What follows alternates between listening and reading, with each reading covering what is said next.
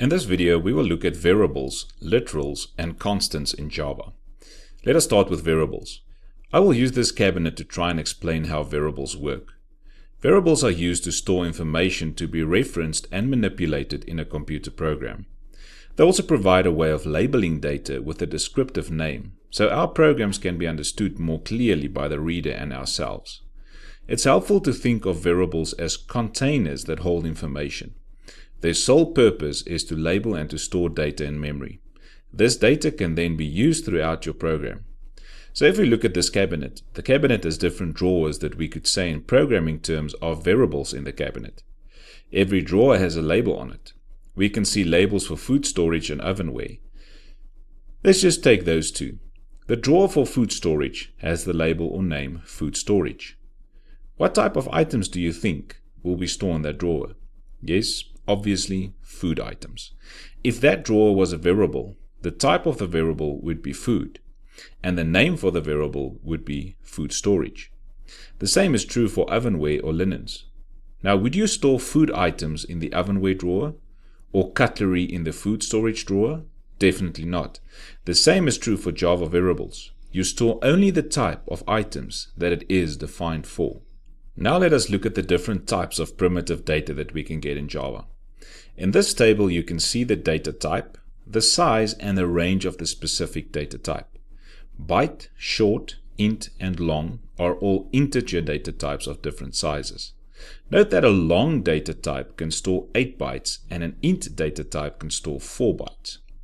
Float and double are floating point numbers or real numbers and can store 4 bytes and 8 bytes respectively. Some other data types that we will work with include booleans. So the boolean data type has only 2 possible values, either true or false. Use this data type for simple flags that track true or false conditions, and this data type represents 1 bit of information, but its size isn't something that's precisely defined. We can also use the char or the character data type that can only store 1 single character and uses 2 bytes to store. One other data type that we will use is the string class as data type. The string type will be used for text. String is actually a class, but for now, see the string data type in the same light as the other primitive data types. We will get to classes and objects at a later video.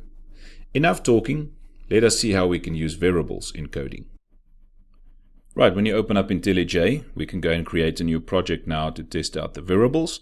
So we're going to go to Java again there, just choose Java at the top with your project SDK selected. We're going to go to next and next again, and then type in the project name. So for the project name, I'm going to say variables,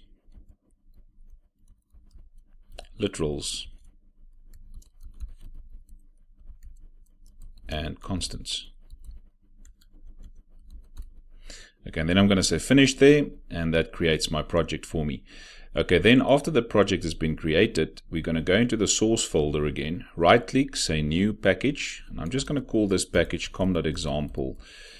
You can name it whatever you want, and then on that package you right click and you say new Java class.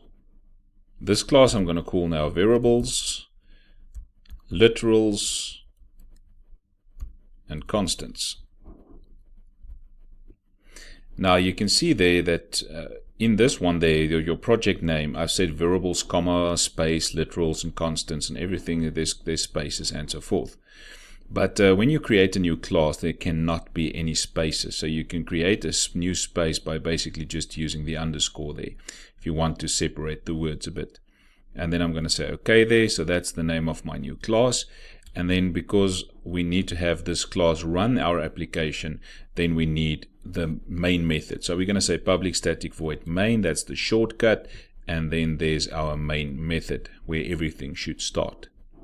Now in the main method, I'm going to create 2 variables. So I'm going to create a variable called first number, and I'm going to create a variable called second number. Now in Java then, when we declare variables, the int part there, the very first part there, is called the type. And in this case, it's an int or an integer. And then the second part there of the declaration would be the name or the label for your variable. Now the name for this variable is then first number. So let's look at the second one. There's the declaration. That's the type. It's going to be integer, and then the name or the label for that variable will be second number. Now just note again that there's a semicolon after every statement. If you leave out that semicolon, it's going to give you a problem where it will say that it is expected. So let's assign some values to these two variables. So let's say first number. Now this is the assignment operators, the normal equal sign there, and we're going to set a value of 11. Well, you can set any number there.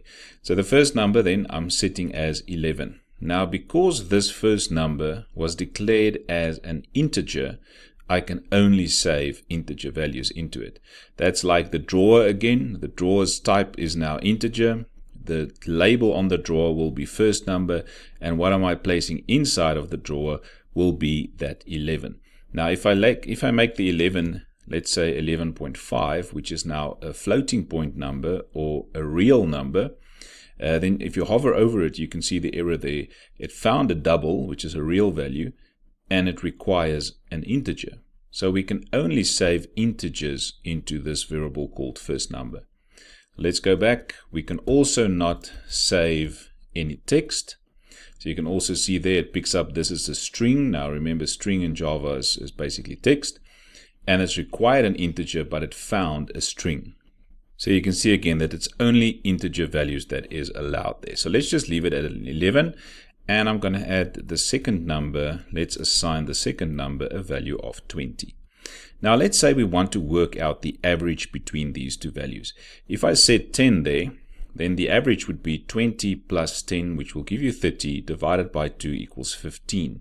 But if I make that an 11, it's 20 plus 11, which will be 31, divided by 2, which is not 15, but 15.5, which is a real number.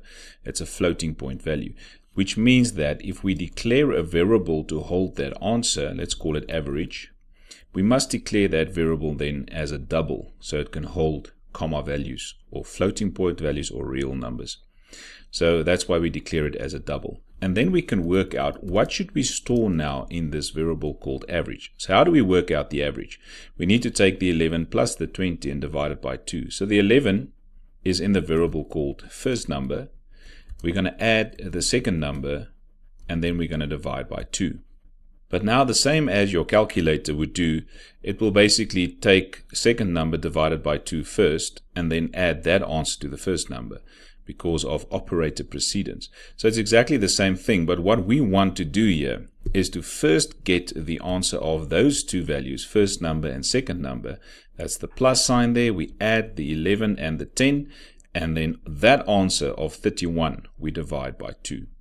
Okay, so just remember that if you put brackets, you're forcing that part to take place first. Right, and then we can print out this by just typing a normal system.out.println. And what we want to print out here is the average. Now I can type this. Let's print out the average like that. Now if I run this, you will see that it is the word average that gets printed out because my name average or the word average there is in double quotation marks. So if I print out to the screen and it's in double quotation marks, it will print it exactly as I typed.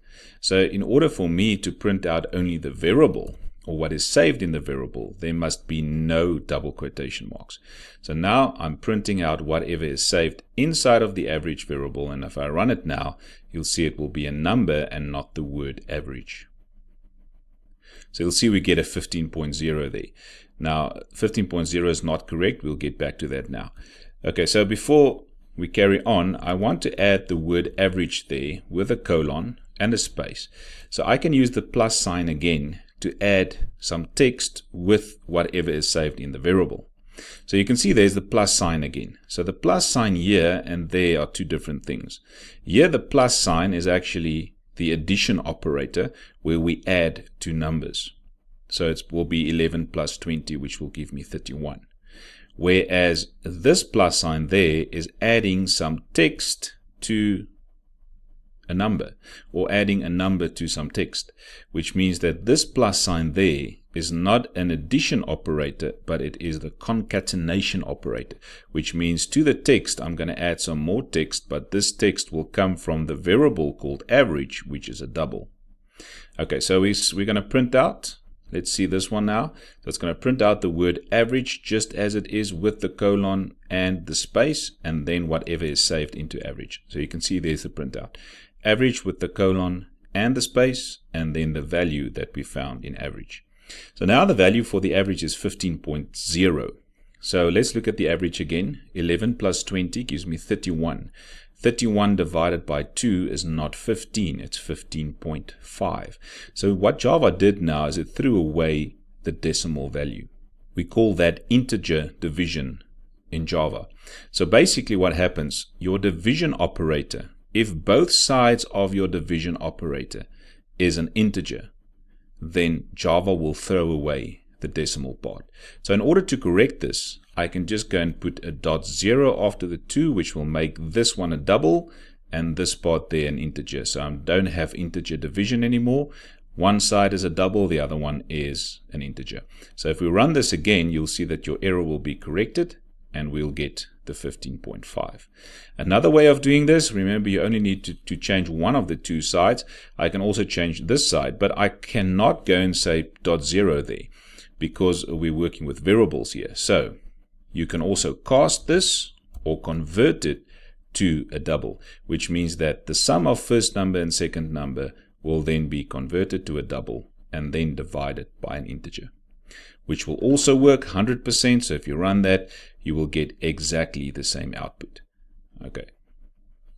So the easiest way is just to go and put a .0 there.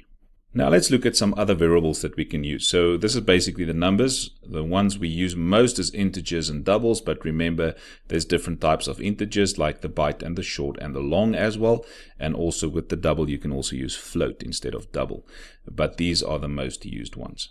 Okay, so let's look at strings quickly. So I'm just going to work with a name and let's say a surname. So we've got two values there, or two variables.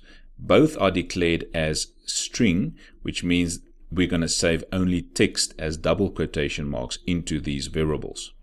Now, just a thing to note there, you can see that your int and your double are in blue there, which means they are primitive data types, and that's why it shows in blue. You'll also see when we do the character and the boolean now after this, it will also show blue. They are normal primitive data types.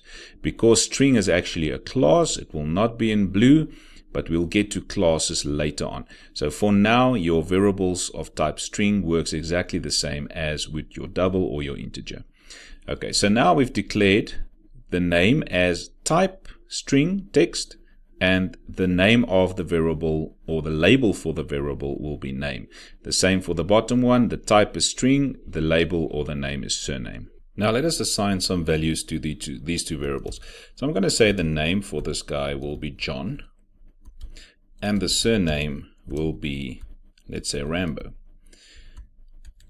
So now what have we done? We've declared the name variable as a string, and we've assigned a value to the name variable as John.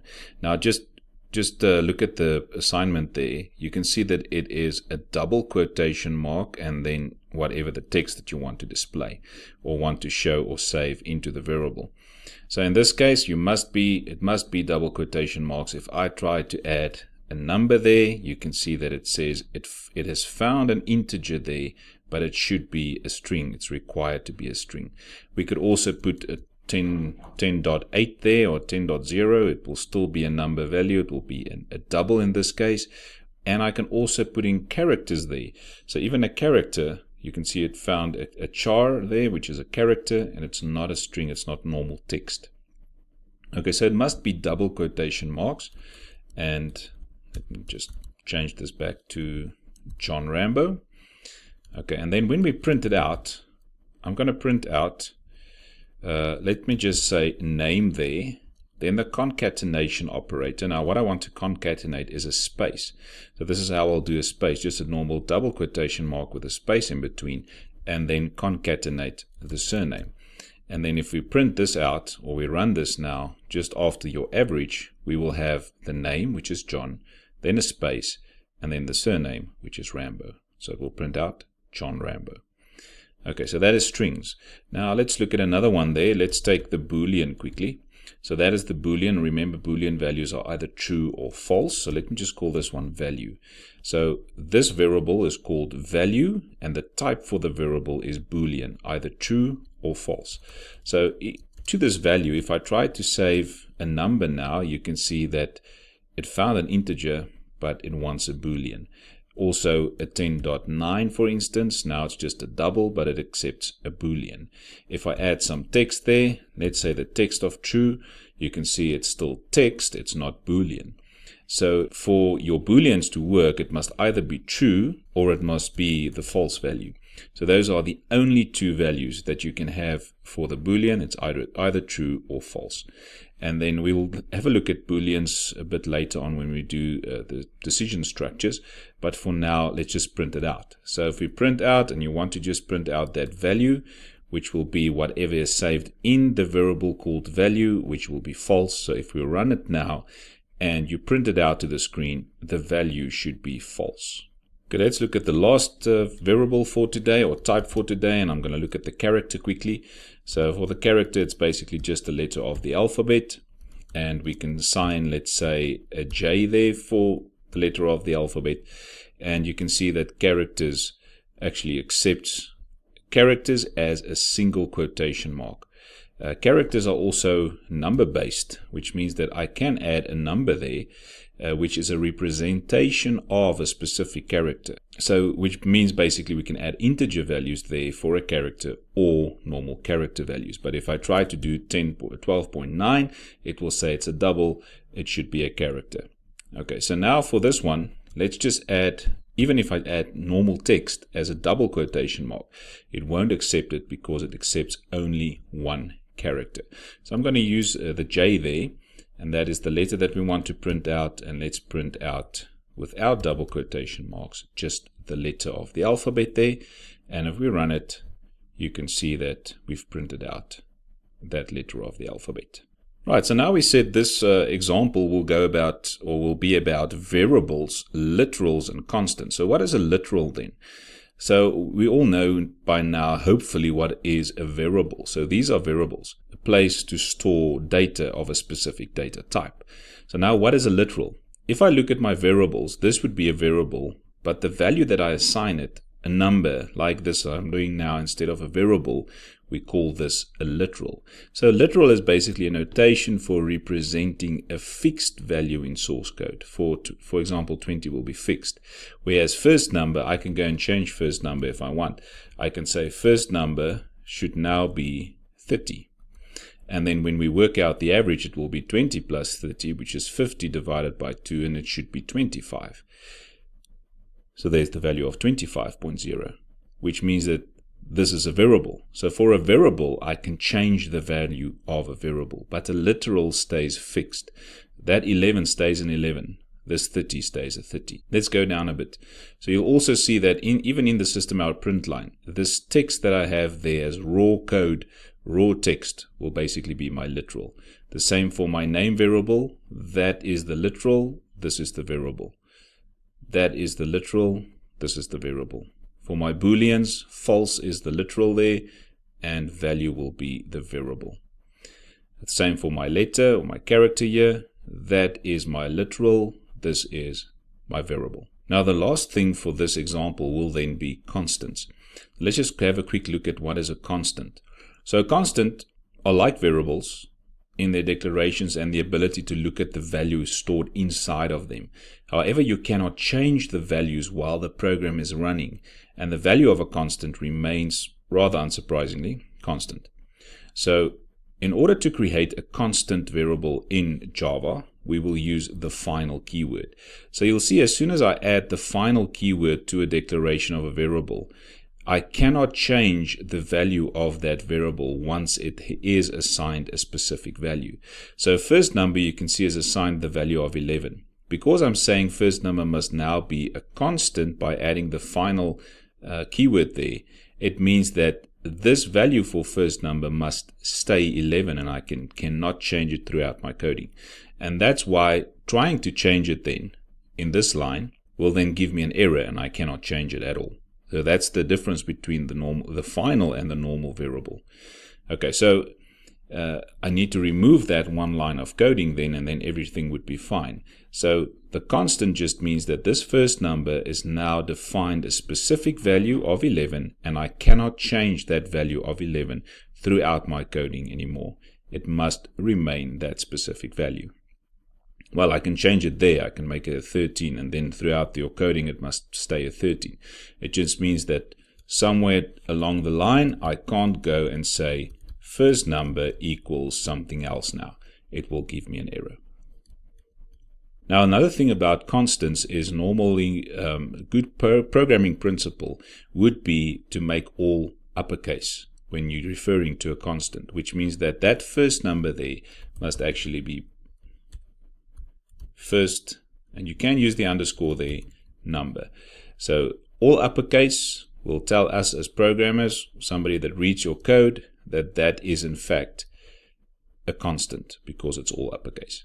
So you can see that I changed everything there. I know now, because it's final in Java, first number, that value cannot change, and it will stay the same throughout the coding. And that is it for this example. See you in the next video.